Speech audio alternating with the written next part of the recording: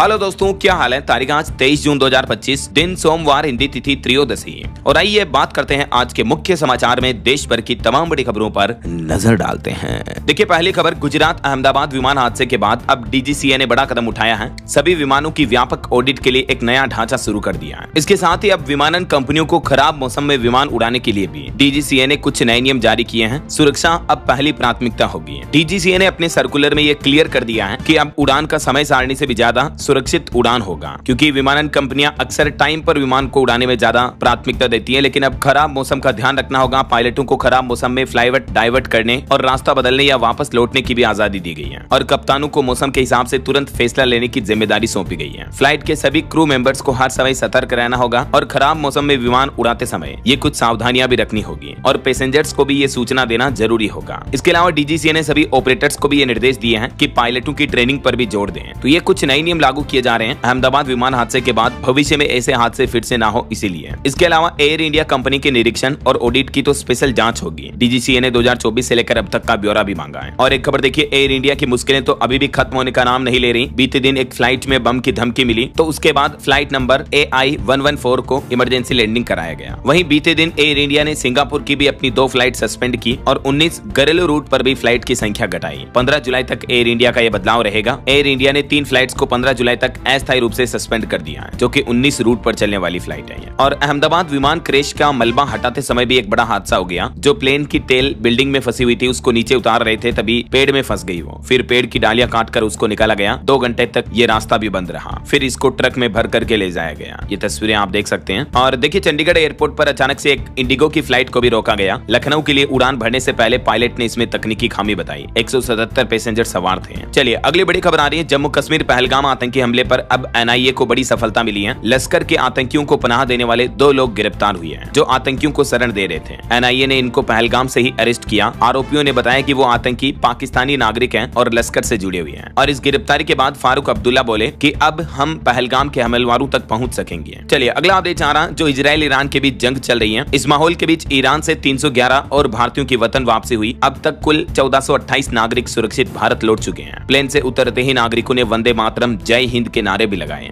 Iran से Delhi airport पर पहुंचे ये यात्री तस्वीरें आप देख सकते हैं। वैसे इजराइल ईरान जंग के बीच अब अमेरिका भी कूद चुका है। आगे मैं आपको बताऊंगा इसके कुछ अपडेट। फिलहाल देखिए अगली बड़ी खबर, 27 सितंबर तक हिंदू मैरिज एक्ट में संशोधन करें सरकार, नहीं तो 28 तारीख को खाप बैठक कर फैसला होगा। दरअसल हरियाणा का यह मामला है। उचाना की कपास मंडी में शेड के नीचे हिंदू मैरिज एक्ट में संशोधन, समगोत्र विवाह पर रोक समेत कई सामाजिक मुद्दों को लेकर कपास मंडी में सर्व खाप महापंचायत का आयोजन हुआ। इसमें प्रदेश भर से सरपंच, सामाजिक संगठनों के प्रतिनिधि वगैरह पहुंचे और इन्होंने सरकार से मांग की है कि एक तो हिंदू मैरिज एक्ट में संशोधन किया जाए, समान गोत्र विवाह पर रोक लगाई जाए, समलैंगिक विवाह पर भी रोक लगे और लिव इन रिलेशनशिप पर भी रोक लगाने की मांग की है। और अपनी इन सभी मांगों को लेकर 27 सितंबर तक सरकार को इन पर विचार करने का समय दिया है महापंचायत ने। फिर 28 सितंबर को हरियाणा सोनीपत में समीक्षा बैठक बुलाई जाएगी और आगे का फैसला लिया जाएगा। इस बैठक में संगठन ने कहा कि समाज में सुधार की गुंजाइश हमेशा रहती है। पहले लव मैरिज की प्रथा शुरू हुई और फिर समगोत्र विवाह भी होने लगे। एक ही गाँव में विवाह से परिवारों के बीच दुश्मनियां भी बढ़ रही है और यही वजह है कि अब ये मांग की जा रही है सरकार से। चलिए अगला बड़ा अपडेट आ रहा, स्टेट हाईवे को नेशनल हाईवे में बदलने की रफ्तार कम करेगी अब सरकार। राज्य खुद सुधारेंगे सड़कें। हालांकि फंड इसके लिए केंद्र सरकार देगा। पीएम मोदी ने आगे का प्लान बनाने को कहा सभी राज्यों से। मीडिया रिपोर्ट्स के मुताबिक अब हर सड़क को NH यानी नेशनल हाईवे का दर्जा नहीं मिलेगा, बल्कि राज्य सरकारों को खुद अपने हाईवे सुधारने के लिए पैसे दिए जाएंगे। यही वजह है कि केंद्र सरकार अब स्टेट हाईवे को नेशनल हाईवे में बदलने की रफ्तार कम करने जा रही है। नए मॉडल के तहत सड़कों की देखरेख राज्य सरकारें करेगी और केंद्र सरकार अब ग्रीनफील्ड हाईवे और एक्सप्रेसवे बनाने पर फोकस करेगी। चलिए अगली बड़ी खबर देखिए, देश भर में तेज बारिश का दौर जारी है। कई नदियां भी उफान पर चल रही हैं। देखिए, राजस्थान में भी दिल्ली गुजरात हाईवे पर पानी भर गया। जोधपुर में कार बही, 3 लोगों की मौत हो गई। तो वहीं MP उज्जैन महाकाल मंदिर परिसर की छत से भी पानी का रिसाव देखा गया। देश भर के अधिकतर राज्यों में अभी मानसून पहुंच चुका है और इस बीच मौसम विभाग की तरफ से देश के कई राज्यों के लिए अभी भी अगले 24 घंटों तक रेड अलर्ट जारी किया है। आगे बताऊंगा मैं आपको और भी मौसम समाचार विस्तार से। और एक बड़ी घटना देखिए दोस्तों, तमिलनाडु का ये मामला है। एक फ्लाईओवर का पूरा स्लेब ही अपनी जगह से खिसक गया। चेन्नई बंगलुरु नेशनल हाईवे पर बना हुआ है ये बड़ा फ्लाईओवर। इस घटना के बाद सर्विस रोड पर 3 किलोमीटर लंबा जाम भी लग गया। देखिए मतलब ठेकेदार किस तरह से घटिया क्वालिटी से निर्माण कार्य करते हैं, इसका साफ एग्जाम्पल इन तस्वीरों में देखने को मिल रहा होगा आपको। अगर ये फ्लाईओवर गिर जाता तो कितनी बड़ी दुर्घटना हो सकती है, जरा सोचिए आप। अब सुरक्षा कारणों को देखते हुए इस फ्लाईओवर पर बंगलुरु जाने वाले वाहनों को भी रोक दिया गया है। पुलिस ने बताया कि एक्सपर्ट पैनल अब इसकी जांच करेगा। चलिए खबर आ रही है, जम्मू कश्मीर में वंदे भारत ट्रेन का पूरा यूज कर रहे हैं लोग बाग। जुलाई तक सीटें फुल है। 25 जुलाई तक लंबी वेटिंग लिस्ट लगी हुई है। हर दिन बुकिंग बुकिंग की संख्या लगातार बढ़ती जा रही है। जिस ट्रेन का हाल ही में देश के प्रधानमंत्री नरेंद्र मोदी ने उद्घाटन किया था कटरा से श्रीनगर के बीच, तो इस वंदे भारत ट्रेन को बहुत ही अच्छा रिस्पॉन्स मिल रहा है। हर दिन बुकिंग और इसकी मांग बढ़ती जा रही है। हालात तो ये हो गए कि ट्रेनों में भारी भीड़ को देखते हुए इस रूट पर हवाई किराए में भी कटौती की गई है ताकि पर्यटकों और व्यापारियों को राहत मिल सके, है ना। पीएम मोदी ने इसी महीने 6 जून को इस ट्रेन को हरी झंडी दिखाई थी, आपको पता होगा। चलिए खबर देखिए, गुजरात में पंचायत चुनाव के लिए वोटिंग हुई। 81 लाख मतदाताओं ने अपने मताधिकार का प्रयोग किया। मतगणना 25 जून को होगी। वहीं देखिए, भारत के विदेश मंत्री डॉक्टर एस जयशंकर बोले कि भारत के साथ चलने से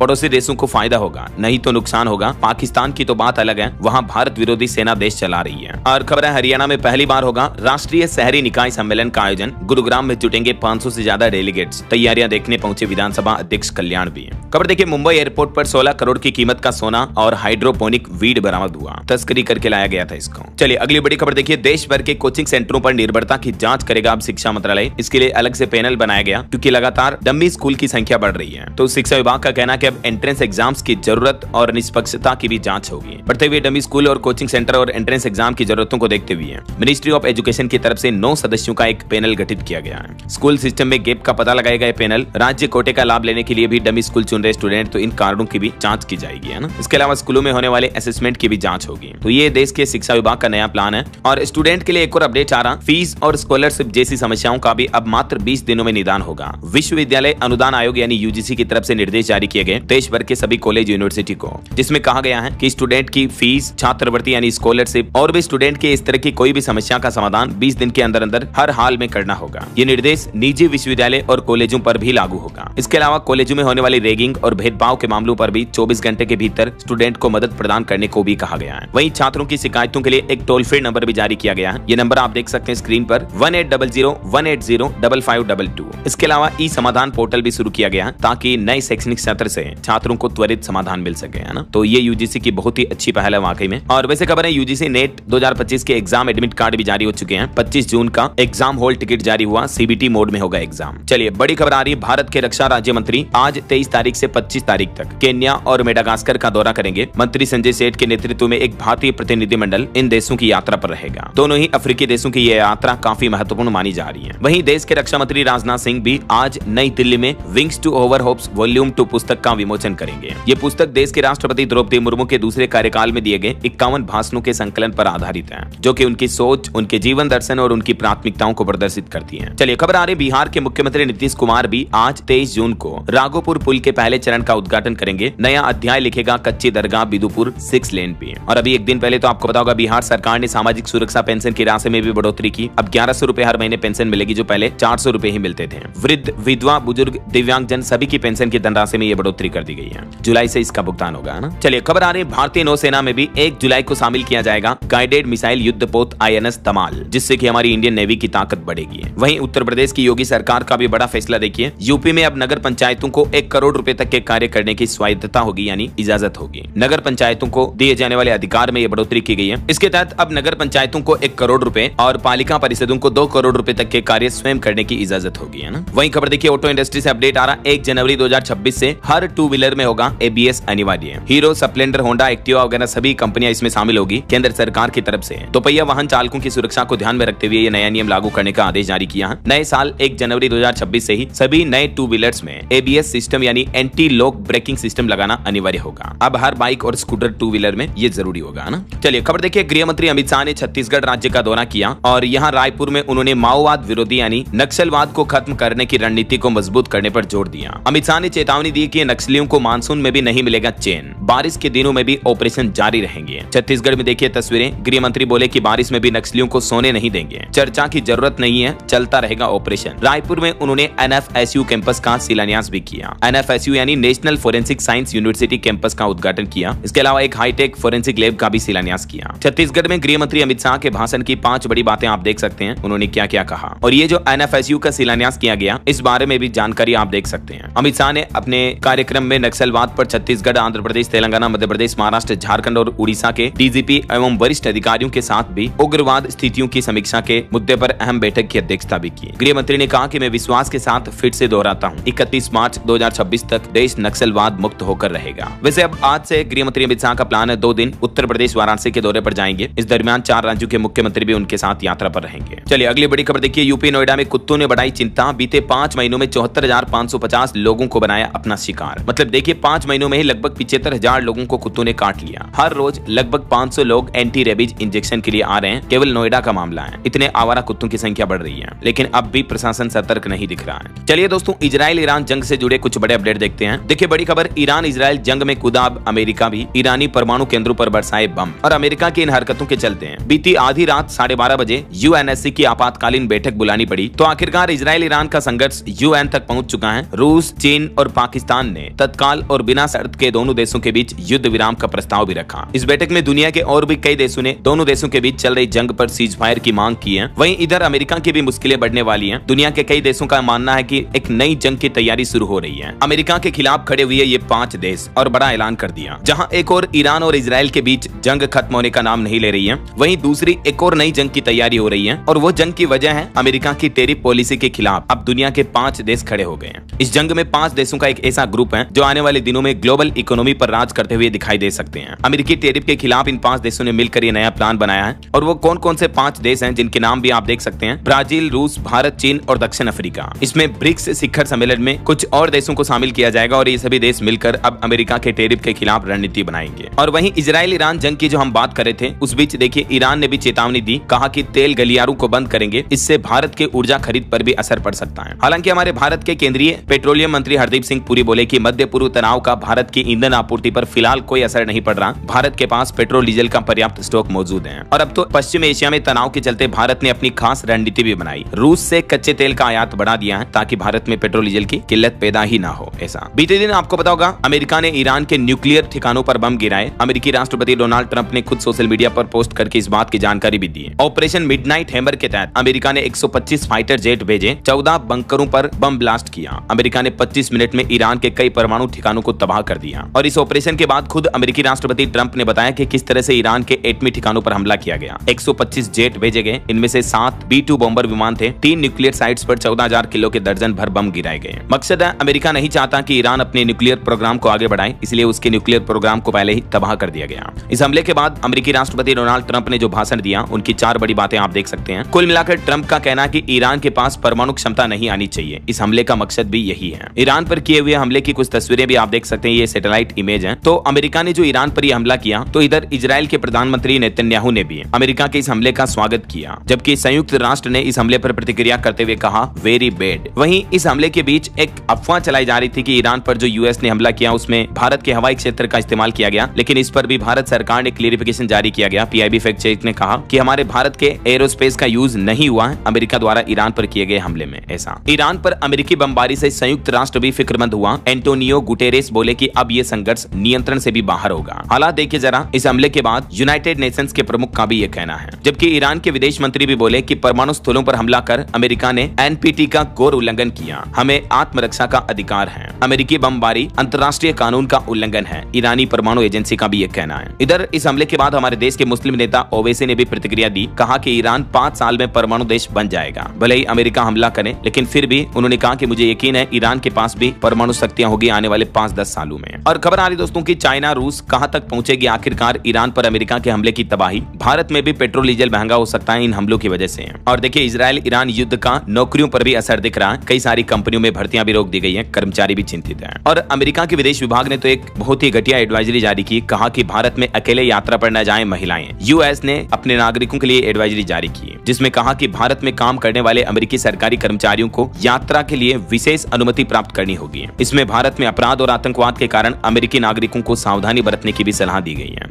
देखिए अमेरिका की ये घटिया करतूतें हैं। वहीं हमारे देश के प्रधानमंत्री नरेंद्र मोदी ने भी बीते दिन ईरान और इजराइल के बीच बढ़ते संघर्ष के मद्देनजर ईरान के राष्ट्रपति मसूद पेजेश्कियन से फोन पर बातचीत की। काफी लंबी बातचीत हुई, तकरीबन 45 मिनट तक। और इस बातचीत में पीएम मोदी ने ईरान पर हुए हमले पर गहरी चिंता व्यक्त करते हुए तनाव कम करने, संवाद, कूटनीति तथा शांति, सुरक्षा और स्थिरता की बहाली का आह्वान दोहराया। तो ये कुछ अंतर्राष्ट्रीय हमलों का माहौल चल रहा दोस्तों, इजराइल ईरान हमले का। और एक बड़ी घटना देखिए आप, सीरिया के भी एक चर्च चर्च में आत्मघाती हमला हुआ जिसमें 15 लोगों की मौत हो गई। चर्च में जब प्रार्थना चल रही थी तब एक आतंकवादी ने खुद को बम से उड़ा दिया और इस हमले में 15 लोगों की जान चली गई। सीरिया के दमिश्क चर्च में यह बड़ा हमला हुआ। ओके, और चलिए खबरों में आगे बढ़े दोस्तों। इससे पहले अब अपना आज के मौसम समाचार पर नजर डाल लेते हैं। और हाँ, एक छोटी सी गुजारिश आपसे ये है कि अगर आप DLS न्यूज चैनल से अभी तक भी जुड़े नहीं हो तो जुड़ जाइए, चैनल को सब्सक्राइब करके बेल आइकन जरूर दबा दीजिएगा और इस वीडियो पर एक लाइक और शेयर भी कर देना ताकि आपको रोजाना की ताजा खबरें, महत्वपूर्ण मुख्य समाचार, काम के न्यूज अपडेट सबसे पहले आपके मोबाइल पर मिलते रहेंगे। ओके, और चलिए बिना टाइम वेस्ट किए सीधा आगे बढ़ते हैं मौसम अपडेट में। तो देखिए, देश के कई राज्यों में IMD की तरफ से भारी बारिश को लेकर रेड अलर्ट जारी किया है। दिल्ली समेत उत्तर भारत के कई राज्यों में भारी बारिश की संभावना है। पहाड़ों पर तेज बारिश की वजह से भूस्खलन की भी चेतावनी है। देखिए कुछ अलग अलग राज्यों के मौसम के हालात। राजस्थान में जयपुर समेत 27 जिलों में आज और कल भी बारिश का अलर्ट रहेगा। माउंट आबू में भी 24 घंटों में 7 इंच पानी बरसा। दिल्ली गुजरात हाईवे पर भी पानी भर गया, कई जगहों पर पुलिया वगैरह भी बह गई। तो वहीं मध्य प्रदेश में देखिए, मुख्यमंत्री मोहन यादव के हेलीकॉप्टर की भी पिपरिया में इमरजेंसी लैंडिंग करनी पड़ी मौसम खराब होने की वजह से। भोपाल, इंदौर समेत 22 से ज्यादा जिलों में MP में बारिश की चेतावनी है। अशोकनगर में एक पेड़ गिरने से बच्चे की भी मौत हो गई। उत्तर प्रदेश के भी 40 शहरों में बारिश की चेतावनी। आगरा में सड़कों पर आ गए मगरमच्छ, इतनी भारी बारिश हुई। बिजनौर में हाईवे भी डूब गया और यूपी में बिजली गिरने से बीते 12 घंटों में ही 6 लोगों की मौतें हो गई। आज और कल भी उत्तर प्रदेश के 19 जिलों में भारी बारिश का अलर्ट है। इधर बिहार में मानसून का हालात देखिए आप। नेपाल में बारिश का बिहार में असर दिख रहा। कई नदियां उफान पर आ गई जैसे बागमती वगैरह। जहानाबाद और नालंदा में भी बांध टूटे। बिहार के 17 जिलों में बारिश का येलो अलर्ट है। तो वहीं हरियाणा के भी 4 जिलों में बारिश की चेतावनी। 7 शहरों में अलर्ट जारी हुआ। पंजाब में भी मानसून की एंट्री हो चुकी है और हिमाचल प्रदेश में भी आसमानी बिजली गिरने से एक व्यक्ति की मौत हो गई। दरअसल हिमाचल के ही रास्ते पंजाब में मानसून की एंट्री हुई है। इस वजह से अब हिमाचल के भी कुछ जिलों में बारिश कंटिन्यू चल रही है। 3 जिलों में बारिश और 6 जिलों में बूंदाबांदी देखी गई। तो अब लोगों को गर्मी से भी थोड़ी राहत मिली है। बाकी और भी अगले 24 घंटों के दौरान मौसम विभाग का कहना है कि दिल्ली में मौसम बदलेगा और देश के बाकी बचे इलाकों में भी जल्द ही मानसून दस्तक दे देगा। अगले 2 दिन आज 23 और कल 24 जून को देश के किन किन राज्यों में बारिश की चेतावनी है, तो ये देख सकते हैं आप, मौसम विभाग द्वारा जारी अलर्ट भी है। ओके, और चलिए मौसम के बाद आगे बढ़ते हैं अपन खबरों में। कुछ मार्केट अपडेट्स पर नजर डाल लेते हैं। देखिए, एक तो आज सोमवार को जो मार्केट ओपन होने जा रहा, तो ईरान इजराइल युद्ध के बीच आज सोमवार को 10 स्टॉक्स ऐसे जो फोकस में रहेंगे। डिफेंस, ऑयल, बैंकिंग, फार्मा और IT इंडस्ट्री के स्टॉक पर नजर रख सकते हैं आप। वहीं मार्केट एक्सपर्ट का कहना है कि 25 जून का दिन भी बाजार के लिए अहम होगा। इस दिन बाजार में रिवर्सल दिख सकता है। 5 ऐसे फैक्टर्स हैं जो बाजार की चाल तय करेंगे। वैसे निवेशकों के लिए अच्छी खबर है, इस सप्ताह बाजार में 17 नए IPO ओपन होंगे, जिनमें 6 मेन बोर्ड IPO होंगे। मिनिमम 14,800 से आप निवेश कर पाएंगे। और बड़ी खबर देखिए, अमेरिका ने 3 और भारतीय कर्मचारियों का भी H1B वीजा रद्द किया, अबू धाबी एयरपोर्ट से वापस भेजा। वहीं एक श्रद्धांजलि, दुनिया की सबसे बड़ी लॉजिस्टिक कंपनी फेडेक्स के संस्थापक का निधन हो चुका है। 80 साल की उम्र में फ्रेडरिक वोलेस ने अंतिम सांस ली। चलिए आगे बढ़ते हैं अपन खबरों में। देखिए बड़ी खबर, FATF की रिपोर्ट से खुली पाकिस्तान की पोल। भारत ने जब्त की थी पाकिस्तान की मिसाइल विकास में उपयोग होने वाली मशीनरी भी। लेटेस्ट रिपोर्ट में यह पाकिस्तान को लेकर खुलासा हुआ है। वहीं खबर है, पाकिस्तान में क्रिप्टो बिजनेस की कमान संभालेंगे आर्मी चीफ मुनीर भी। 34,000 करोड़ के क्रिप्टो बिजनेस की तैयारी में है अमेरिका। ट्रंप और शहबाज फैमिली भी इस बिजनेस की पार्टनर बन सकती है। चलिए कोरोना वायरस से जुड़े कुछ अपडेट देखिए आप। देश की राजधानी दिल्ली में कोरोना का कहर फिर से देखने को मिल रहा। एक और मरीज की मौत हुई। नई लहर में अब तक 17 लोगों की जान जा चुकी है। छत्तीसगढ़ में भी कोरोना से 2 लोगों की मौत के बाद विभाग की बड़ी चिंता, संपर्क में आए लोगों की जांच शुरू हुई। तो वहीं उत्तर प्रदेश में भी कोरोना ने पकड़ी रफ्तार। लखनऊ में बड़े संक्रमण के मामले 22 नए केस सामने आए। इसके बाद पूरे प्रदेश में सक्रिय मरीजों की संख्या बढ़कर 226 हो चुकी है। छत्तीसगढ़ में भी 15 दिन में 2 मौतें हुई। उसके बाद स्वास्थ्य विभाग अलर्ट हुआ। और देश भर में कोरोना के सक्रिय मामलों की अगर बात करें तो अभी 5000 के लगभग पहुंच चुके हैं सक्रिय मामले घटकर, जो कि राहत की बात है। बीते कुछ दिनों से लगातार एक्टिव केस की संख्या में गिरावट देखने को मिल रही है। मध्य प्रदेश में भी देखिए कोरोना के नए आंकड़ों ने मचाया हड़कंप। रोजाना 4-5 नए पॉजिटिव मरीज आ रहे हैं, जबकि अस्पतालों में अभी जांच किट भी गायब है। और क्योंकि दोस्तों अब जून के महीने में स्कूल वगैरह खुलने वाले हैं, तो अभिभावकों की भी चिंता बढ़ रही है बढ़ते कोरोना के मामलों के बीच। चलिए आगे बढ़ते हैं अपन खबरों में। देखिए आप, सोनम राजा हत्याकांड से जुड़े मामले के कुछ अपडेट। गुनाह कबूल कर लिया सोनम ने, तो अब उसके भाई ने भी सोनम पर कार्रवाई की मांग की। वही खबर आ रही, मध्य प्रदेश में सोनम का बैग जलाने वाला बिल्डिंग कॉन्ट्रैक्टर और गार्ड भी गिरफ्तार हुआ। इंदौर में फ्लैट से बैग ले जाता दिखाई है और इस बैग जलाने में सिम कार्ड भी जल गई। राजा की चेन और डॉक्यूमेंट भी जब्त हुए हैं। इन पर आरोप है कि राजा मर्डर केस में इन्होंने सबूत मिटाए। 2 और लोग गिरफ्तार हुए। इंदौर की जिस फ्लैट में सोनम रुकी थी, वहां से बैग गायब करके जलाया। अब इनको भी 7 दिन की ट्रांजिट रिमांड पर भेजा गया। वहीं राजा के भाई विपिन को तो इस बात का भी शक है कि कैब वाला ड्राइवर भी झूठ बोल रहा है। उन्होंने कहा कि शिलोंग पुलिस सख्ती से पूछताछ करे, नार्को टेस्ट के लिए परिजन कोर्ट ले जाएंगे। और दोस्तों देखा जाए तो इस मेघालय हनीमून केस में न तो मर्डर का कोई प्रत्यक्षदर्शी है, न ही कोई CCTV फुटेज है। फिलहाल DNA, call detail, GPS tracker और हथियार ऐसे अहम सबूत बन रहे हैं जो राजा और सोनम को सजा दिलाएंगे। अभी तक तो इस मामले में सोनम और राज को 13 दिन की न्यायिक हिरासत में भेज दिया गया। जब राजा का अंतिम संस्कार हुआ तब कफन भी लेकर आया था राज उसके लिए। अच्छा, एक और मामला देखिए आप, सोनम से कम नहीं है रीना भी। पति की हत्या के बाद पार्टी की बॉयफ्रेंड को भाई बताकर बुलाती थी घर। उत्तर प्रदेश के मुरादाबाद के रामगंगा विहार में रहने वाली रीना ने भी अपने प्रेमी के साथ मिलकर पति रविंद्र की हत्या कर दी। ये हाल ही का ताजा मामला सामने आया है। फिर कार को शव में रखकर 2 दिन तक घूमती रही। आखिरकार पूछताछ में रीना ने जुर्म भी कबूल लिया। देखिए इस मासूम दिखने वाले चेहरे के पीछे कितनी भयानक चुड़ैल छुपी हुई है। क्या कहोगे आप ऐसे मामलों पर? उत्तर प्रदेश के कासगंज में भी एक और ऐसा मामला देखा गया। पत्नी ने प्रेमी के साथ मिलकर पति की हत्या कर दी। बंद पड़े भट्टे पर मिला था पति का शव, जबकि 9 बच्चों को छोड़कर प्रेमी के साथ फरार हुई। यार हद हो गई। अब तो 50 साल का पति था मृतक जो है, और इन दोनों के पति पत्नी के 9 बच्चे थे। उनको बेसहारा छोड़कर प्रेमी के साथ भाग गई। कासगंज की एक महिला का मामला है। क्या हो रहा है आजकल की महिलाओं को? बताओ आप क्या कहना चाहोगे ऐसे मामलों पर? मुझे तो बड़ा दुख होता दोस्तों ऐसी घटनाएं देखता हूँ तो। चलिए फिलहाल आगे बढ़ते हैं अपन खबरों में। देखिए बिहार में सरकार बनते ही 1 साल के भीतर मजदूरों को मिलेगा रोजगार। प्रशांत किशोर ने बड़ा दावा किया है। वहीं खबर है उत्तर प्रदेश में 39 जिलों में कंपोजिट स्कूलों का निर्माण शुरू हुआ। प्री प्राइमरी से लेकर 12वीं तक की पढ़ाई एक ही कैंपस में होगी। और यूपी में बिजली निजीकरण के विरोध में भी महापंचायत का आयोजन हुआ। बिजली कर्मियों का ऐलान है कि टेंडर होते ही शुरू करेंगे सामूहिक जेल भरो आंदोलन भी। जैसे मतलब बिजली के प्राइवेटाइजेशन का टेंडर जारी होता है तो उसके बाद बिजली कर्मी विरोध भी करेंगे, हड़ताल भी करेंगे। वैसे अभी और प्लान है, बिजली के निजीकरण के खिलाफ प्रदेश में उतरेंगे किसान भी, रेलवे और राज्य के कर्मचारी भी। सीबीआई जांच की भी मांग की है इस मामले को लेकर। 2 जुलाई को देश भर में हड़ताल होगी और विरोध किया जाएगा। यह भी तय किया गया है कि 9 जुलाई को देश भर के 27 लाख बिजली कर्मी एक दिन की राष्ट्रव्यापी सांकेतिक हड़ताल भी करेंगे। तो ये प्लान है उत्तर प्रदेश में बिजली प्राइवेटाइजेशन के विरोध को लेकर। वहीं खबर देखिए यूपी लखनऊ में 15 जुलाई तक निरस्त हुई एयर इंडिया की 2 उड़ानें। 13 से ज्यादा फ्लाइट पहले से ही रद्द चल रही है। और लखनऊ एयरपोर्ट पर देखिए 15 अगस्त के बाद नए रूप में दिखेगा अमोसी एयरपोर्ट का रनवे भी। विमानों की लैंडिंग और टेक ऑफ भी आसान होगी। चलिए खबर आ रही है कोलकाता मेट्रो ने अपनाई पर्यावरण अनुकूल ब्रेकिंग तकनीक। कार्बन उत्सर्जन में बड़ी कमी आएगी इससे। कोलकाता मेट्रो की नई पहल है। वैसे पर्यावरण को लेकर कुछ वैज्ञानिक रिसर्च भी सामने आ रही। देखिए एक बड़ी चिंताजनक रिपोर्ट कि गर्म होते महासागरों से 86% तक नष्ट हो सकती हैं प्रवाल भित्तियां भी।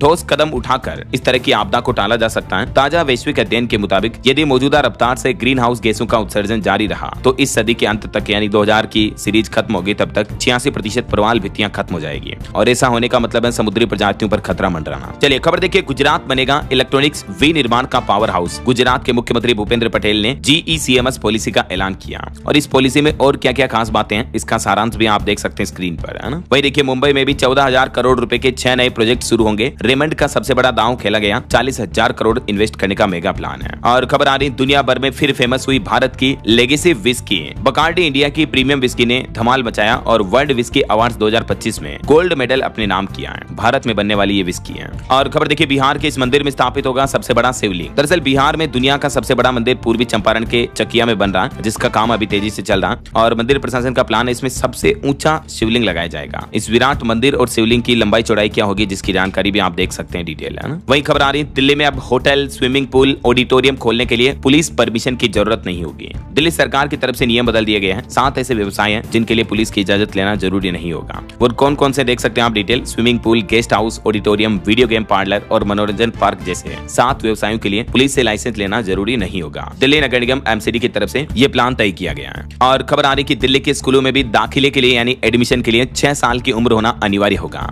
एडमिशन से पहले एक और शर्त भी पूरी करनी होगी। DOE यानी डिपार्टमेंट ऑफ एजुकेशन शिक्षा निदेशालय की तरफ से देश की राजधानी दिल्ली के सभी स्कूलों में बड़ा फैसला लिया गया है। अब स्टूडेंट की कम से कम न्यूनतम 6 साल उम्र होनी चाहिए, तभी पहली क्लास में एडमिशन मिल पाएगा। इसके अलावा भी प्राइवेट स्कूलों में 3 साल की उम्र में नर्सरी में एडमिशन लिया जा सकेगा, 4 साल की उम्र में LKG, 5 साल में UKG और 6 साल की उम्र पूरी होने के बाद ही पहली कक्षा में दाखिला मिलेगा। और खबर है दोस्तों मुंबई की कोऑपरेटिव हाउसिंग सोसाइटियों के लिए भी नए नियम लाएगी सरकार। ब्याज छूट समेत कई सारे फायदे मिलेंगे। इतनी छूट वगैरह दी जाएगी, देख सकते हैं आप। और खबर है लोकसभा अध्यक्ष आज 23 जून को मुंबई में संसद और राज्य संघ राज्य क्षेत्रों के विधायी निकायों की प्राक्कलन समितियों के राष्ट्रीय सम्मेलन का भी उद्घाटन करेंगे। कर्मचारी भविष्य निधि संगठन यानी EPFO ने आंकड़े जारी किए। अप्रैल महीने में 19,14,000 नए सदस्य जोड़े थे। और आंध्र प्रदेश में योग दिवस के मौके पर जो नया रिकॉर्ड बना, योगांध्र के गिनीज वर्ल्ड रिकॉर्ड बनाने पर PM मोदी ने खुशी जताई। आंध्र प्रदेश की जनता को भी सराहा। और खेल समाचार पर खबर आ रही है लीड्स टेस्ट में भारत तीसरे दिन 96 रनों से आगे हुआ। राहुल और गिल नाबाद रहे। इंग्लैंड पहली पारी में 465 रन पर आउट हुआ। बुमराह को 5 विकेट भी मिले। चलिए अगला बड़ा अपडेट आ रहा है बिहार के स्वास्थ्य विभाग में काम करने वाले क्लर्कों के ट्रांसफर को लेकर बड़ी खबर आई है। अहम फैसला लिया गया।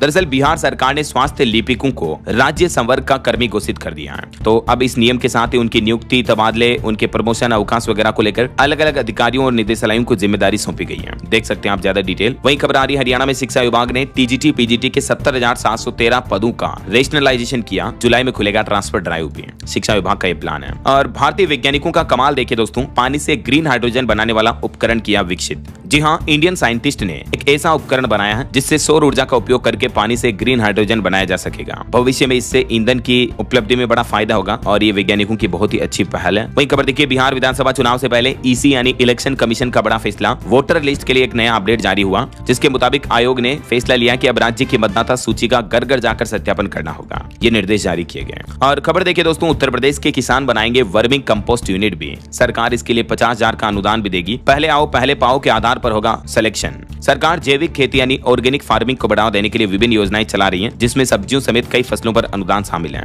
और अब मिट्टी की गुणवत्ता सुधारने के लिए भी ये नया प्लान बनाया है। किसान उद्योग विभाग के पोर्टल पर ऑनलाइन आवेदन किया जा सकेगा। इस योजना के लिए 50,000 रुपए तक का अनुदान दिया जाएगा यूपी सरकार द्वारा, है ना। चलिए अगला अपडेट देखिए दोस्तों, दिल्ली में अनाधिकृत कॉलोनियों में सीवर लाइन बिछाने का काम अगले 2 साल में पूरा हो जाएगा। दिल्ली की मुख्यमंत्री रेखा गुप्ता की तरफ से बड़ी घोषणा की गई। वहीं खबर है मध्य प्रदेश में सरकार का ऐलान, आपातकाल के 50 साल पूरे होने के मौके पर 25 को लोकतंत्र सेनानियों को सम्मानित किया जाएगा, 25 जून को, है ना। कुछ और स्टेट न्यूज अपडेट देखते हैं फटाफट से। देखिए, छत्तीसगढ़ में आपदा से मृतक के परिजनों को भी 4-4 लाख रुपए का मुआवजा मिलेगा। वहीं छत्तीसगढ़ की बेटी चीन में खेलेगी एशिया वुमेन्स सॉफ्टबॉल। मुख्यमंत्री विष्णुदेव साय ने वीडियो कॉल पर बधाई दी और 1,70,000 की आर्थिक मदद भी दी। खबर है छत्तीसगढ़ हाईकोर्ट ने रद्द किया एक फैमिली कोर्ट का फैसला। पत्नी पर क्रूरता के आरोप साबित नहीं कर सका पति, तलाक के लिए मिली थी मंजूरी। वहीं छत्तीसगढ़ कॉलेज की मेरिट लिस्ट भी जारी हो चुकी है। और देखिए, उत्तर प्रदेश काशी में मोरारी बापू के चरणों में बैठे बाबा रामदेव, उन्होंने कहा कि बापू की बुराई अगर मुसलमान करे तो समझ आता है, सनातनी आखिर उनकी बुराई क्यों कर रहे हैं। वहीं देखिए, उत्तर प्रदेश अयोध्या राम मंदिर में पुजारियों के लिए भी वैकेंसी निकली। 26 जून से अप्लाई कर पाएंगे, 15 पदों पर भर्ती होगी। और राम मंदिर परिसर के अर्चकों के लिए भर्ती निकली, जिसमें 20 से 30 साल के बीच उम्र होनी चाहिए। गुरुकुल शिक्षा प्राप्त होना अनिवार्य होना चाहिए। वहीं खबर है, अयोध्या में 22-23 जून को राम दरबार का दर्शन कर सकेंगे पास धारक भी। निर्माण कामों के चलते ये बंद था, लेकिन आज इसे खोल दिया गया है। चलिए खबर देखिए, बिहार के पुनौरा धाम में प्रस्तावित जानकी मंदिर का डिजाइन तैयार हुआ। सीतामढ़ी में 17 एकड़ में बनेगा भव्य मंदिर। मुख्यमंत्री नीतीश कुमार ने इसके डिजाइन का वीडियो भी शेयर किया। वहीं खबर है, हरियाणा में बिजली जल्द ही 4 गुना महंगी होगी। प्रति किलोवाट 75 रुपए चार्ज भी जोड़ा जाएगा। 900 रुपए का बिल चार्ज हुआ।